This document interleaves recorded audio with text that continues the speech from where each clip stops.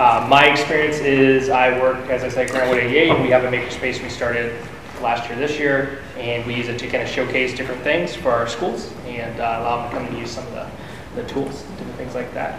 We'll do a quick introduction here, and everybody will be able to go through and tell us who you are, where you're at, kind of your experience with Makerspace, where you're at right now, and then that's how we'll start. Then we have, I think, 10 questions that we'll pose to the panel, and we'll probably pause partway through for follow-up questions, and also if you have other questions that aren't getting answered, we'll take those as well, okay? All right, so here we go. This is Glenda Seward from Mid-Prairie, correct? Mid-Prairie, yes. We are just in the process of, I don't know, developing and implementing our makerspace at the high school, and we have an elementary building that is also in motion to get a makerspace put in. So we have the space all walled off, it's there, now we just have to design the inside. I'm Carrie Hillman. I'm the Technology Integration Specialist for preschool through high school. And our makerspace is at the high school. We're in year 2 of developing it. It's just been really fun and interesting. I'm Amber Bridge. I work with Jason as a technology consultant for Grantwood AEA. And like I said, or like he said, we work to create a teacher makerspace to help teachers to get a better sense about what a makerspace could be and go from there. I'm Cassie Rankin. I am Magnet Coordinator at Johnson STEAM Academy Magnet School in the Cedar Rapids Community School District. And my experience is as an art teacher for the last 8 years. And so I am now working with the Johnson STEAM Academy at our school to create a makerspace, which really mirrors a lot of what art studios do in a classroom. My name is Anna Yupa. I teach first grade at Keystone Elementary for Benjamin Community. We were inspired by Jason and Amber and another one of our colleagues to create a makerspace in our PK3 building that is 100% grant funded. I'm Kim Fisher. I teach with Anna, kindergarten at Benton. Obviously the same things as she is. All right, excellent. So we'll go ahead and start, and we'll start with Kim again this time. And so our first question is, why did you become interested in the maker movement? And I'm sorry, panelists, if you want to skip, you can skip. This is a great question for me. It's how I answer it all the time. So I get tagged along with Anna with everything she decides to do. She's the most motivated teacher I've ever met. And I'm probably the loudest teacher she's ever met, so she always makes me do stuff with her. And we decided we had a librarian, Jen Bangy, who's now moved on, and she's now teaching middle school English language arts. But she was really caught in the maker movement and really wanted it for her own kids, so she kind of went to Anna and said, hey, I really want to do this. So Anna's like, hey, let's go get Kim. So the three of us sat down. We'd never written a grant before. We decided, let's try this. Let's figure out how to write a grant. We did that. We got on a Google Hangout with Shannon Miller, who's over in... She was at Van Meter. Yes, and she did a Google Hangout that we then got staff involved and got them excited for it. We surveyed staff, we presented to staff if this is what we wanted. Everyone said, of course, this was going to say no to this type of learning. So we got our staff behind us. We looked in the community because our big thing was we had to fund it. We knew we weren't going to get any district dollars to help us with this. And if we wanted to do it, it was up to us. So then we went and looked at different opportunities within the community that we could go raise money for this, get other community involvement and people in favor of helping us and bringing their strengths and hopefully resources and money to us and get people involved. And that's where we are. We opened it up this August. We've got classrooms rotating through it slowly. We're still slowly getting there, but it's pretty exciting. Okay. Anna, anything else? I kind of mirror what Kim said. Our makerspace is still evolving, but it's become a very fun and exciting space for kids to learn in. My kids, we also have a school garden, so it's been really fun for my kids to mix the school garden and the makerspace ideas and integrate them into one project. But I was just inspired by things that I had heard from Jason and Amber and Jen, and decided that we just had to find a way. Cassie? So at Johnson STEAM Academy, they've been planning on opening as a magnet school for, it would have been about a year that there was a planning process. And in that planning process, they visited 2 schools up in Minnesota. And when I say they, I was not on the staff at this time. So the research kind of began before I got there. So on these school visits, we went to 2 different magnet schools where there were STEAM labs or STEM labs, makerspace places that the staff at Johnson knew we wanted it at Johnson. So the research kind of started before I got there. And then I started in February of last year, and so I knew that there was a lot of things that I could bring that I saw in my art studio, and I have a strong passion for hands-on learning and giving kids real-world experiences, and so I knew that the Makerspace was a perfect transition for me there.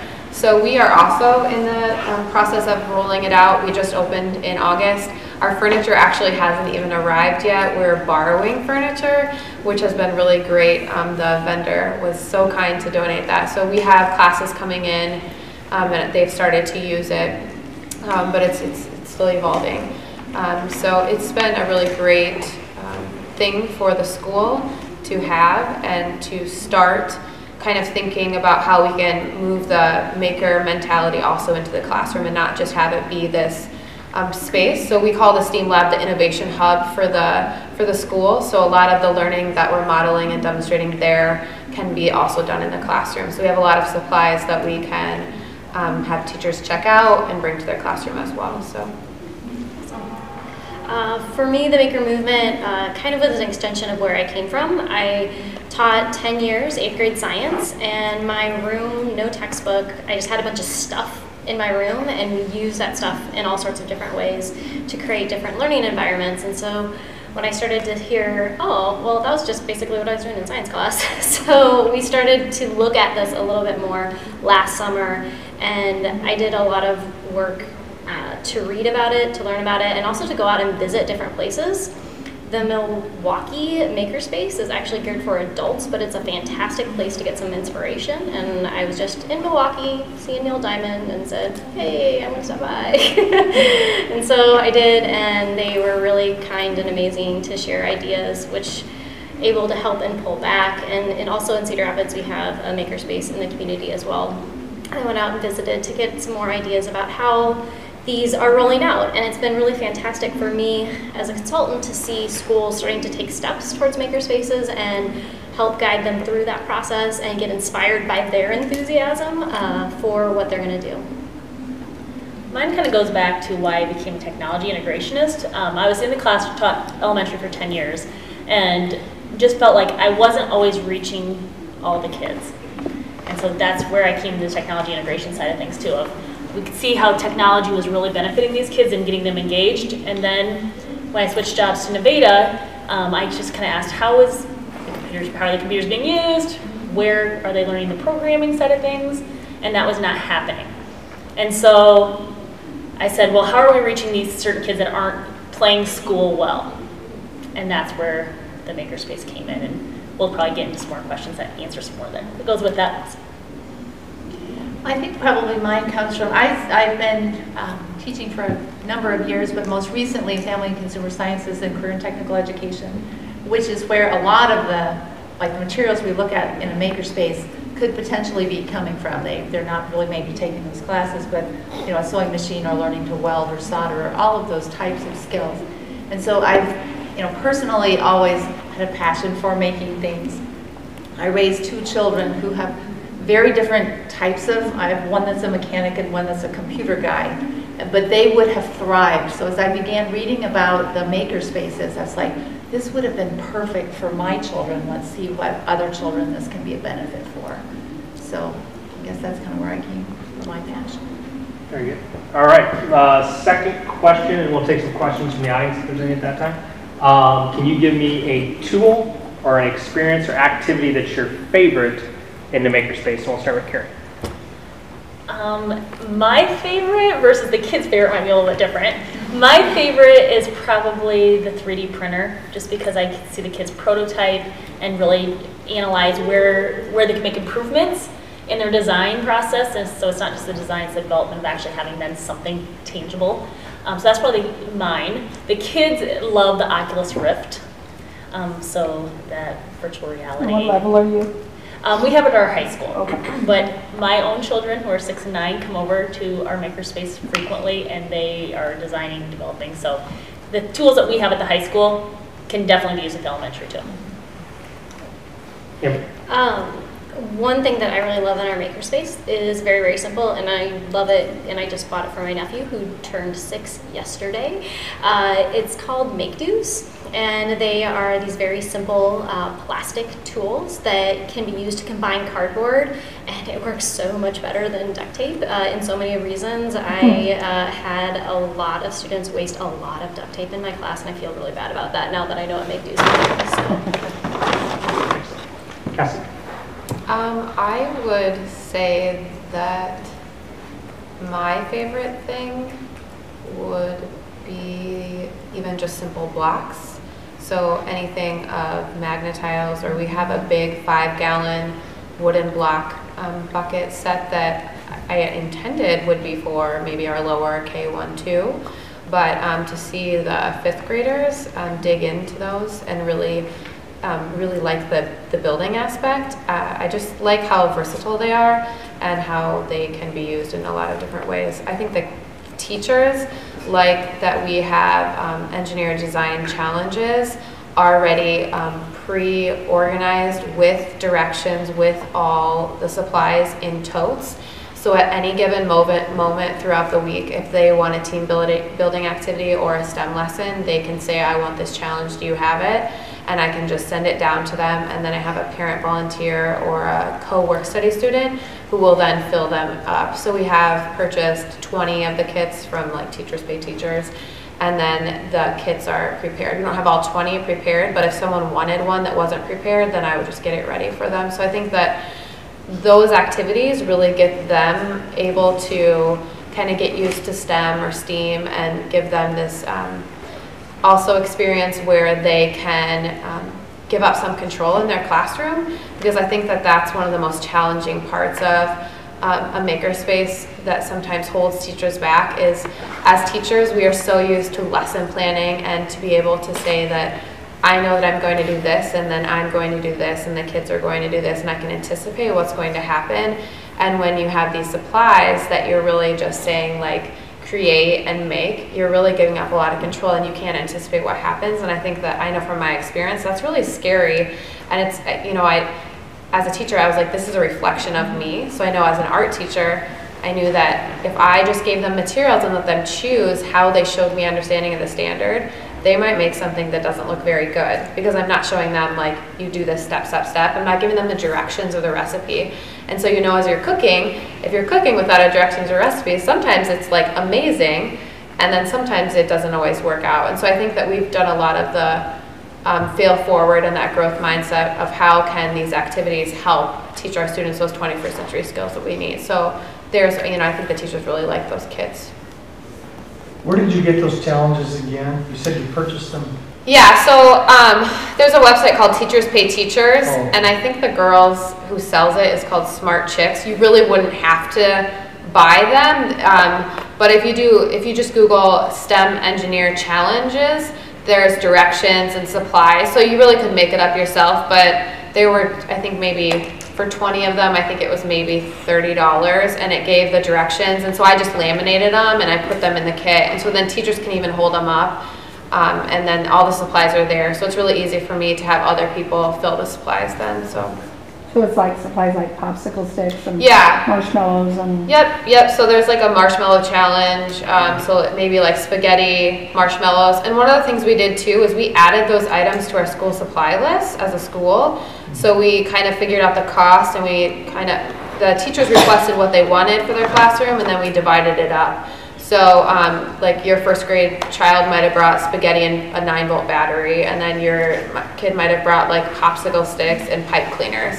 So we added those things to offset some of the cost of opening up a makerspace.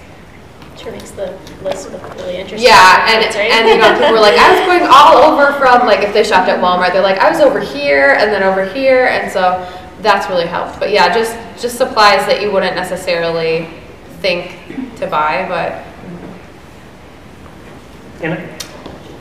My students, I teach first grade, my students really enjoy Dash and Dot. I was surprised to see how all the things that they could really do without very much guidance with these little robots. They also really enjoy the Lego wall and the whole idea of building out instead of always building up. Those are definitely things that are probably favorites in my space. Dash and Dot. What you said. Go ahead, Kim, if you want. Tie in for Jason, if you will, to show you quickly maybe. When we started our Makerspace, did a whole list of picture books because as a teacher, I am there with, what do I do when I bring my kids there? I do want some structure because that's how I feel.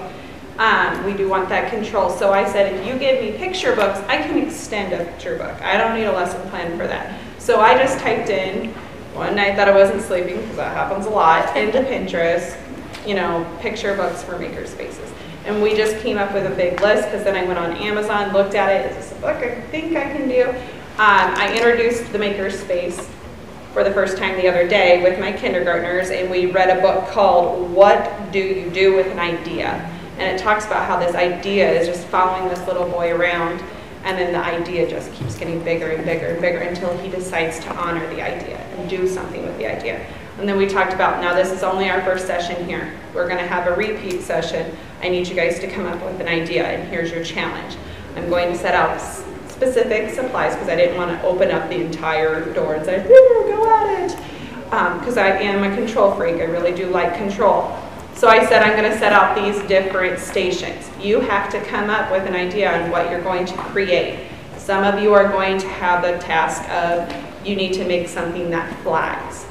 Some of you are going to have the task, you need to have a structure that's not going to fall down when people are flying all their objects. So just splitting up that and seeing, what do they come up with? And then I just randomly pulled out some bins that we had organized so nicely. So that was probably my favorite. Well, since we don't really have it in place yet, I can't really tell you what a favorite would be, but the other form of CS teacher and I are really excited to put, we have an embroidery machine that has not been used in our department for years. But it's a computerized, wonderful embroidery machine, but we just never used it. And so we're really thinking about putting that in there, and the kids are very excited about that possibility. So we're just curious to see how it will work, but I think that's one thing that we'll try. Excellent. The Dash and Dot question came up. This is Dash and Dot. Dash. So there are two robots. Actually, there's a session next where we'll talk about these a little bit, but you can definitely look at these if you want after this session for a while. Wonder Workshop is the company itself. Can't remember how much there are. So you can do block coding with The deluxe kit is like $280. $280 for the deluxe, so you get both. And you also get like a xylophone that goes on Dash, and you'll play the xylophone. Yeah, I mean, how many sets of those? So you use them in your little bitty rooms, like kindergarten and We have preschool? one for the building, and how we got that set is one of the teachers who wasn't even on board with us until we went to Grantwood and went to the adult lab and played ourselves. And then she's like, this is so cool, we have to have this robot. And Anna and I were thinking, we haven't even gotten the grant money yet, and we know that's gonna need a lot of our budget. I don't know if we're gonna have that one, but this was something that this teacher really wanted in the Makerspace. So she was telling her mom about it, and her mom donated it. And these are people that I never thought would donate to our Makerspace. And she was just like, if you want it, you can do that for your kids, you just have to send me pictures. So you use that with a classroom of kids? Mm-hmm. Yeah, and because we only have one of each robot, my kids have to take turns, but they don't mind because they think it's really cool to see what each other is going to have the robot do. So are they like, you said you use like Blockify? You can use the Tickle app, which is like Blockify. And the nice thing about these, I mean, there's different ones we have, but is they will take input. So you can say, Dash, we want you to play a song when you see Dot. So it's taking input, whereas some of the other robots we have, you just kind of code them to go do something. But this makes decisions based on what you ask it to figure out. So is that, like, we're a one-to-one school, are you one-to-one? No. I mean, do the kids have, one-to-one, would they access that program online? It's there's an iPad and I think an Okay. Android app. Okay, so you could have kids using iPads, coming Yeah. up with their thing and then whoever's done first, they get to do theirs, and and they could test it, and you switch, and then you have a big showcase, and everybody shows everyone what they've done.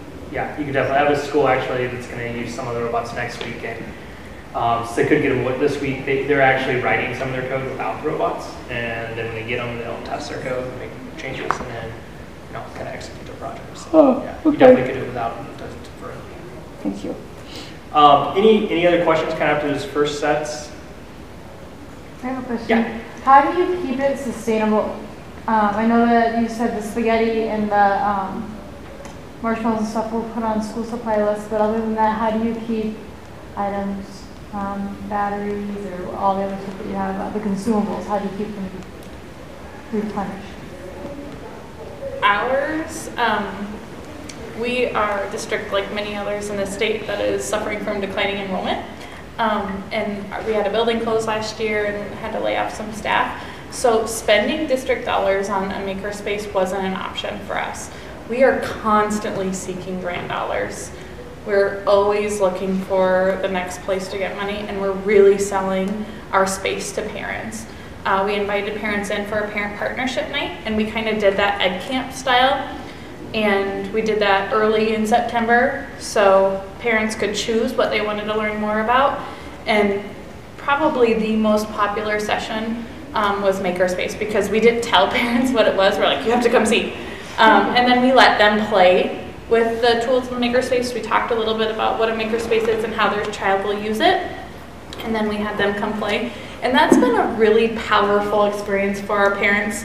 So that way they're aware, they've been there, they've used it, and they want their kid in there too. So they've been much more open to contributing to that space, or at least spreading the word of the space. And we've got a lot more parents saying, oh, well, I work at Rockwell. How can we help? Or I have this, talent. What can I share with you from my leftover wood scraps and things like that? We've also talked about getting other people, whether they be retired teachers that spent their entire or most of their career at the building we're at, that have a lot of pride for that building, or community people. I mean, we've got Robbie Hardware, which they're promoting all over the state.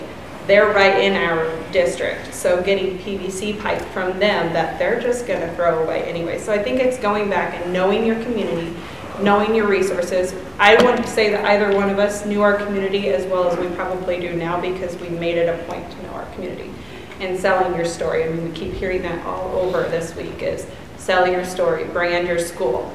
I think that goes back to how you sustain a makerspace. I think the word that they're using, their community, I've seen lots of different makerspaces, and we'll show you guys some photos that we got sent in from everyone's makerspace here too, so you can kind of get a glimpse into it. But everyone's is going to look different, because you're going to bring in your community in different ways, whether that's through talents of your teachers, through local businesses that can help support in a variety of different ways. Keep sustaining that creativity within your students of connecting back to the community. We had support from our PTA, so currently the only money that I'm using to buy is money that PTA donated, and that money was basically donated because they have bought into the whole idea of the STEAM integration and the makerspace, and they know that it's so important to support that. And so for our makerspace, we've spent no building dollars on any of the consumables. The only amount of money that was spent was on the furniture. And the furniture, that partnership was actually a initiative for the Iowa Big students, which is Iowa Big is out of Cedar Rapids Community School District and college community. And so those students for high school credit participated in a project with Shive Hattery, which is the architect in our community, and Story Kenworthy. And so then they helped to get the furniture at a significantly decreased price. So they went and presented to H&I and Muscatine. And so that is the only money that was spent for us. And then we have been really lucky to receive a lot of grants. And one of the great things is after you start getting some of these grants, people will start passing you grants, and some of them have essentially been, I don't even know if they've technically been grants, but just more like gifts. It was just like, tell us what you're gonna spend this money on, and then it was just like, here. I'm like, oh my gosh, like this is amazing. And so, I mean, the exciting thing is once people start talking and you get that buy-in and they see what you're doing, and part of that is also sharing your story on social media and Twitter and Facebook and just letting them know, and getting them to say like, oh, it's not just play, which we know is an important part of learning, but this is what they're getting from it, and getting the kids excited. How many times have you asked a kid, what did you do in school today? And they say nothing. But when you all of a sudden let them use an awesome robot, then they like click and they're like, oh, I did this, this, and this, and I learned this. And we talk a lot about like, you're communicating right now, and just being very explicit with them about what they're learning. So we budget a lot in our tech department just because we feel that's a need. Also, since we are 1-1 in our high school, well, now down to 3rd grade, but a lot of our library monies have not been spent because of just ebooks are available, just different uses. So we have used some library funds. Also, Donors Choose, that website, we've used that to get some more pieces. Our superintendent every year gives, I don't know where the money comes from, but it's innovation dollars. And so at the high school and at the elementary that's working on a makerspace, we're using those innovation dollars. We're applying for grants. We are going to be asking people to donate things, just looking at different ways to do that. We're pretty sure that within the district there are storage areas. When you mentioned the blocks, and I've taught preschool for 10 years, so I know how valuable block play is. And I have a feeling there are blocks somewhere, and they would be a wonderful asset in a makerspace. So I think there's those places too that can be looked at. Like math manipulatives, when people started moving rooms, like they're like, here, you want, I'm like, I don't know, like I have like buckets of math manipulatives. So just things like that people might, get rid of. You think of the phrase like one person's trash and another person's treasure. Like that's really the mentality that you need to have. And sending parent letters at home and say like, if we could have your buttons or your old electronics or what the things that they might be throwing away or might not be used even, sending home those parent letters school-wide and say, hey, could you donate this? I know that like lids and just things like that. Other questions? How do you get administrative buy-in? And how important is that? I mean, can you go a direction you want to go without administration support, or? That's where we started. The way we did it is we knew that our superintendent was on Twitter on Sunday nights. So we would tweet stuff about Makerspace. Be intentional. And so he wasn't very surprised when he got an email from us and we said we wanted to sit down and have a conversation about putting a makerspace in our building, because we had been tweeting a lot for an hour each week. And finding any chat and tagging each other to be like, hey, did you, even though we obviously talked about it, we were putting it out there because we knew somebody was watching. And it was very specific. Right. It was important for our building principal, it was important to our building principal that our superintendent supported us in this project, because one thing about our district is this elementary center Kim and I teach at is 30 miles away from the other PK3 center in the district, because we're just so spread out.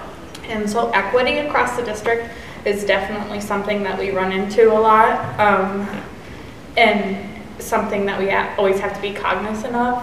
However, our superintendent was very supportive in moving towards this maker space, or creating a maker space, as long as we found our own money. And when we told our principal that we would find our own money, he seemed to be a lot more supportive of the project as well. It seemed that every time the conversation about putting a makerspace in was brought up, as long as we said we would find our own money, it was all okay. And the other huge component, I think, of getting administrative support in this project was we surveyed staff before we even started applying for grants. And we said, here's what a makerspace is. what do you want to see in this PK3 library? Because at the time, it was a computer lab that had like 25 computers in it, towers, but like only maybe 8 of them worked at a time. We have another lab that is called the new lab, and so we said, well, what do you want this to still be an old lab, or do you want it to be a makerspace? And 100% of our staff that we knew was going to be at that center agreed that a makerspace is what they wanted. And so it was really hard for our admin team to say, no, we're not going to move forward with this, because every single staff member bought into the idea that it was best for kids. Also how you pitch it too. It's hard to say no to a passionate person. So if you are willing to do the grunt work, and if you're passionate, your passion is going to be contagious.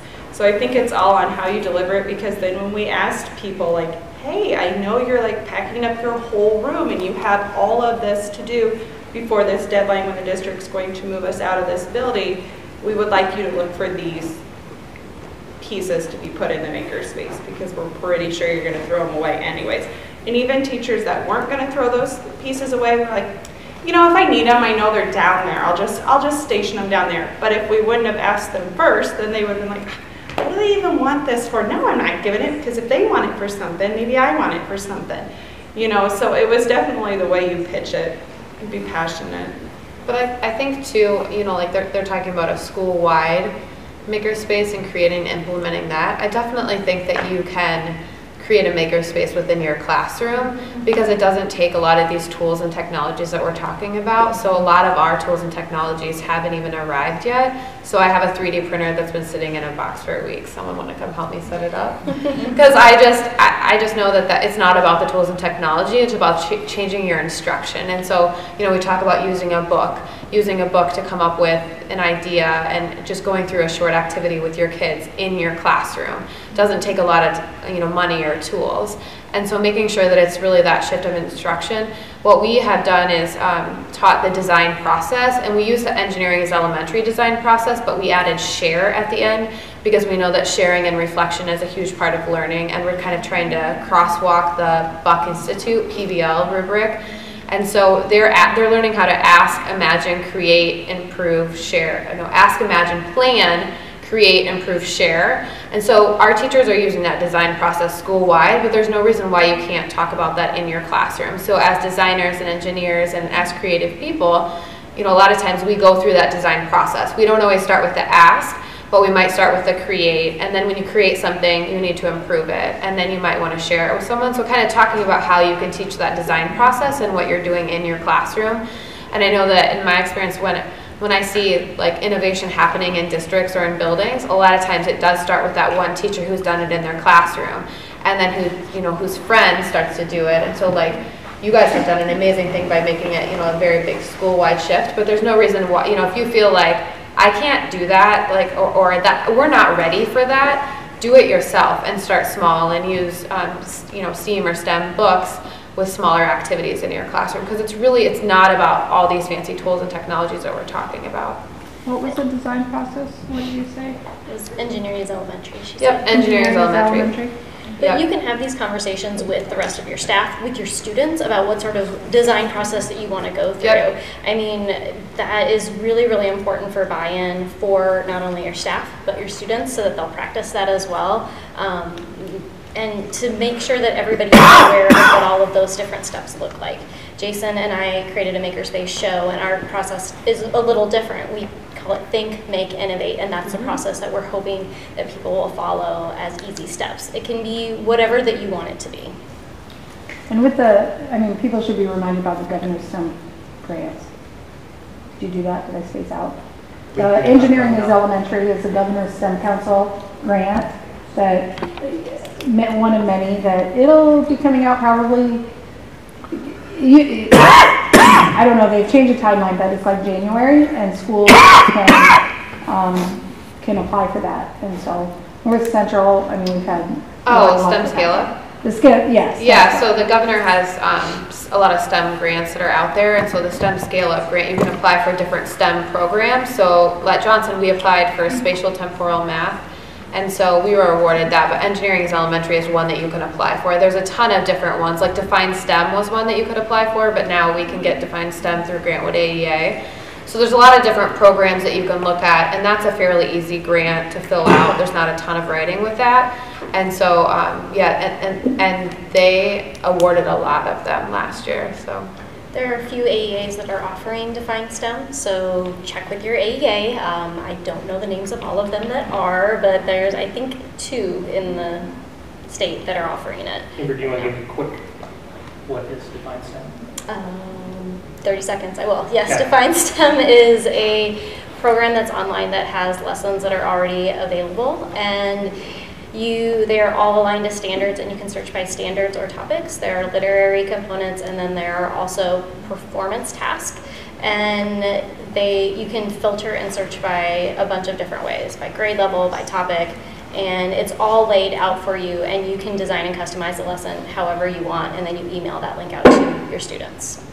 It has everything from like designing an aquarium to creating a new style of backpacks, or thinking about zoos in different ways that hit a wide range of learners. So it's a nice support. Other questions at this point? So it's kind of off the last question we had. Are there any common pushbacks that you get about makerspaces, and then how would you deal with those? And let's start with Renison. I think our only pushback from teachers at this point is, or concern, I guess, is how is this going to be supervised? And please don't ask me to do it. You know what I mean? They're when are the kids going to use it? How are they going to be supervised? And how are they going to be kept safe? You know, if you're giving them equipment that could potentially hurt them, that sort of thing. So I'm really not sure exactly how we're going to approach that. We have several teachers who are saying, I feel strongly enough about this that I will be there to supervise at certain times. I think once it's there and in place, kind of like if you build it, they will come. And I think when the teachers see the value of it, then they'll be more willing to have their So you're building a separate space for it? It is a room on the end of our library. So we shrunk the library up, made a room with huge windows in it. It's lockable. Right. So kind of after your presentation this morning, we were thinking, well, maybe that could be a space where you store a lot of the equipment, and then they can bring it out into the library and actually use it there. Yeah. So yeah, that's where we're at with the high school. Okay. I would say the biggest pushback is, where does it fit in my curriculum? When do I have time to do this? So and I can elaborate, I guess. Our computer apps class come down and done lessons with me, just kind of get the design process started, and then they see, oh, that's where it fits. So it just kind of giving ideas, throwing ideas out at the teachers of where they could use it. But really, we keep ours open to students. It's open all time, morning till night, and if they're done with classwork, they can come down. So a lot of the projects that we see are not based on curriculum. It's the students driving their learning. I think, if I can say, I make a big point with the kids when they came in. We had all the students come. It took like 4 weeks to get everybody in there, and the teachers and everybody in, to introduce them to the Makerspace.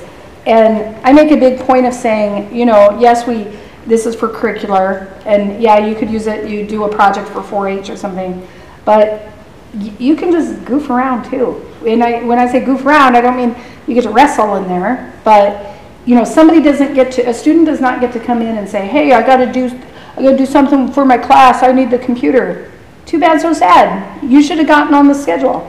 That does not, your inability to schedule ahead of time does not mean that this person doesn't get a tinker on the computer. So we have a process of like, the kids have to come to the Makerspace and get a pass from my para. And then she will, you know, for like study halls, and then she gives it to them, and then when they come, so that tells the study hall person that it's okay for them to come. So that way we don't have too many kids, and then they have to have a pass signed to be able to come in there. But yeah, I love the tinkering and that. I mean, I want it to be used for curriculum, but it can't only be that, because, yeah. I'll piggyback off of that.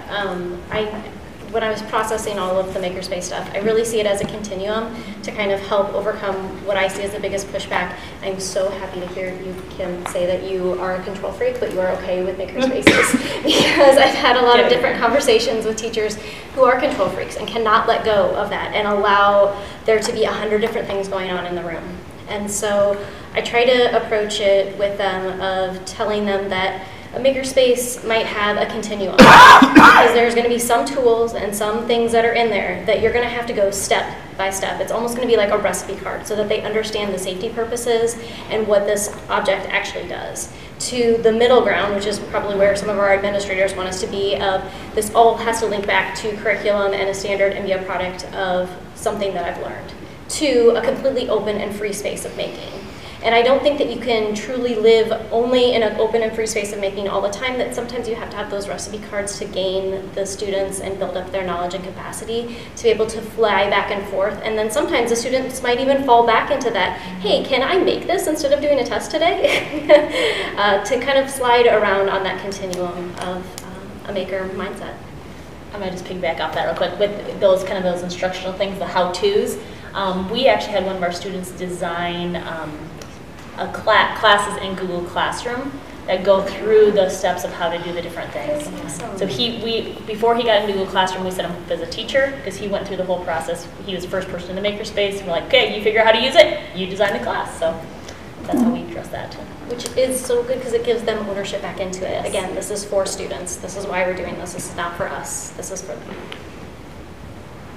I would say our biggest pushback at Johnson is that since everything is so new with opening as a magnet school, I think it's just, some teachers are feeling overwhelmed, as it's kind of an area that they don't feel comfortable with. And so, you know, they say, like, I've never taught STEAM, I've never taught engineering, I don't know what to do in there. And so just kind of getting them to feel comfortable to come in. Right now, every classroom has an hour in the schedule, but we are not forcing them to go in at that time. So teachers don't have to use their STEAM lab time. I would say it's about 50-50 right now. I have some teachers who aren't coming, and I have some teachers who are coming in and using Define STEM, and their kids are just loving the aspects of PBL and are ready to like make things with their community. And so we just have this wide continuum, and that's okay. And we know that we need to meet them where they're at and not force them in there. So at some point we're going to have to say, you need to at least get in there and start playing. And that's where my role as a magnet coordinator is, to support them. And, you know, to say like, okay, what do you want me to help you with? You know, do you want to use a tool with them? So for example, we have Sphero robots that should be arriving this week. So a lot of the kids know Sphero from last year. So should we do a Sphero lesson? And just kind of for me to help and coach and support teachers and kind of give them that confidence booster. Because again, touching on what she said, you know, that giving up that control and not knowing what to do. And I think that as teachers, we have to put ourselves in a really vulnerable position and tell kids like, I don't know, let's figure it out. And that's a hard thing to maybe stomach sometimes. I mean, you've got to kind of get used to it, and when things don't go wrong and maybe it all falls apart, just be like, yep, well, what did we learn? And then let's do it again. So I feel like our pushback has been somewhat minimal, largely because we surveyed staff and kind of talked about it and really got everyone in, invited everyone, not just the Makerspace committee, but everyone to the Grantwood AEA for our staff field trip, the Cedar Rapids Library for our staff field trip, and all these different things. But everybody struggles with time. Time is so precious. I mean, I think K-12 time is really precious. And when am I going to have time? Because I'm required to do 90 minutes of literacy, and I have to do this whole group and then small group math lesson, and we still have to feed kids, and we still need recess and all of those things. So time is probably the biggest hurdle that people are still trying to get over, and we kind of have taken the same approach. You're welcome to schedule a time in the Makerspace, or you can just go in when it's open. We didn't want to force teachers to schedule a time in the Makerspace, but it's kind of happening organically that everybody's finding a time to go. And I think it's that mentality of, I have this lesson, this objective that I want to teach. Is my classroom the best atmosphere to teach this in? I think when I ask myself that, that's when I find the ins to the Makerspace. That's when I realize, all right, I don't know, somehow we gotta herd all these 5-year-olds to the library and go in there and do this because the learning's gonna go that much deeper. Or we're gonna herd all these kids, because that's my job. I am herding cats all day long. And we're gonna herd them out to the outdoor garden and we're gonna learn out there while the weather's out, you know, nice. And I think it's just finding those connections that then when I'm in there, oh, I could do this with fairy tales. It would be so cool, you know, and just realizing sometimes my 4 walls don't provide the best environment. Okay, we're running a little short on time, so let's, if you got a follow-up question or something, go ahead. But let's, we'll show you, here, the slides come back up. We've got some pictures of each, I'd encourage you to follow everyone that's on the panel if that's something that you're interested in. The slide deck is on the website as well. We just grabbed some different pictures from different things. This is a couple of views of Grant Wood's Teacher Makerspace that we invite teachers to come in to learn about what a makerspace is. And one thing that Jason and I do is we have our YouTube show to try to support teachers in the implementation of maker activities by having one challenge a month. And we've been very lucky to be able to have some students come into our makerspace as well, which has been really cool to see them in action. Cassie, do you want to talk about this one? Sure. So in our space, like I said, teachers can come in and use it. So this is a 2nd grade teacher, and she's reading the book by Peter Reynolds, Full Steam Ahead, I believe. And so then she has little centers this day. So those kids were working on the circuit, I believe. Some of them were just using these little manipulatives and making patterns, because our theme for the first trimester is rhythm. And so how do we see rhythm and pattern? Some of them were building blocks, some of them were using Legos. So even just to have them create something to get their hands on and tinker and create is a really great start. So yeah, you can see that they're making their patterns. And then like this group on the right was building something with Legos. One day the teachers just came in and they just played with Play-Doh all for their hour. And they talked about, the girls right there showing pattern and rhythm, and they came up with their own way. They were making pattern themselves, and then they decided that they individually, collectively could make a pattern. So like one was rolling a purple sphere, the next one was rolling a red sphere, and then they together made pattern to show rhythm. On the right, we partner a lot with Iowa Big and Metro STEAM Academy and Roosevelt Option, which are all innovative programs in the Cedar Rapids Community School District. If you go to our website, there's like a tab on innovation. Anyways, the Metro STEAM Academy created Kane's Arcade cardboard games, and they brought all of their gigantic cardboard games to the STEAM lab. And so our 5th graders were their kind of their survey people who gave them feedback on the games. And so that was the kids playing in the game. So this is about building.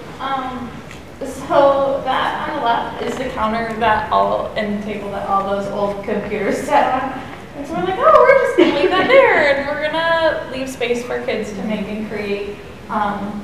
There was a big wall that separated that from our library. So to the right of that picture is all of the shelves of library books, and then 2 steps to get up. So The steps are really cool though, because like when they're building with blocks or some of them have started using the steps as part of their structure. It's kind of cool to see them use that. And we didn't want to spend a lot of money on, we didn't have a lot of money, so we tried to be money-wise, and we wanted to make our space look clean, however, or organized, because kids need some of that too in order to see what's available.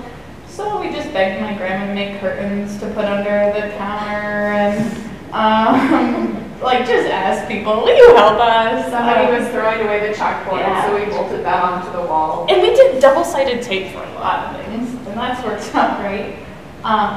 You'll notice we started a hashtag just so we could start tracing things that I'm not necessarily doing in the classroom. These are Makerspace specific posts that we're making, so we made a hashtag. Those are little bits that Amber was talking about earlier. I mean, even 6-year-olds can figure out how to use those. Okay, on the left is our Oculus Prime, and actually that came a good resource. Oculus Rift. Yeah, Oculus Rift. Oh, I've got Oculus Rift. A good resource if you want to have, kind of get this out there and an idea if you're not like, okay, I have no idea where to start. ISU Flex Lab came over and did a demonstration to our students, middle school, high school. So that's a good place to start. So that was the Oculus Rift that they brought in, and since then the kids have been begging for us to purchase one, so we just purchased it, and they cannot get their hands on it soon enough. Up above, one of our high school students was talking in physics class about gyrospheres. The teacher was, and he's like, oh, I don't really have anything to show you what that is. So he created one on the 3D printer, and then down below, the computer apps class came in, and they had to do a design challenge where they had to improve somebody's life, and they could use any of the tools in there. So they were trying to use little bits, and I'm not sure exactly what her project was, but as a collaborative group, they had to figure out how to improve somebody's life. And then the one on the left is my son, and so in the elementary level, they had to do something with the rainforest. There's a theme, and so he 3D printed the howler monkey. So elementary kids can 3D print. Up above, just green screen area we'll be making, and on the right, they're using Makey Makey. And they were doing a human piano. And little bits all the way from my daughter kindergarten to, on the right hand side is a Cano where you build your own computer, and more little bits. Have you been happy with the Kano? I got one though. Yeah. It's not. We reset it though, so I mean, we'll rebuild it. What I think we're gonna wrap up a little bit. I don't know, is there a session in here next, or yeah. Stay for John's session, or come to our web session. Contact information is on our first sheet if you want to get a hold of us. If you're following us on Twitter, I did. If you're kind of close to Cedar Rapids, I did just tweet out we are having our Arduino session on November 10th. If you want to register for that, if you want to learn how to code an Arduino, and as part of registration, you actually get an Arduino kit. It's after hours. It's like at 6, so you know you can try and make it. All right, thank you for coming in. Hopefully you learned some stuff.